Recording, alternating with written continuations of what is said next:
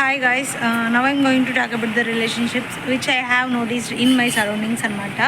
I don't have been in any relationship, but I have noticed that, like, imagine you are a 5 years old kid anamata, and you have a toxic parent.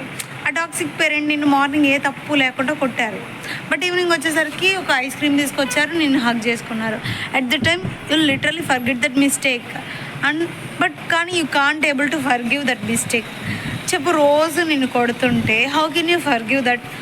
And the relationships are so exactly same like that.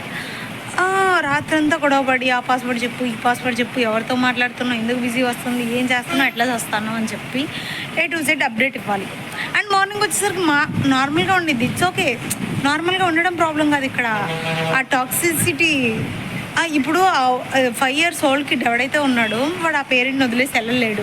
అలాగని ఆ టాక్సిసిటీని భరించలేడు. Same ఇంతే. ఇప్పుడు ఎవరైతే victim ఉన్నారో ఆ toxic పార్ట్నర్ని వదిలేయలేరు, అలాగని వాళ్ళతో రిలేషన్షిప్లో కూడా ఉండలేరు. It was so scary, no.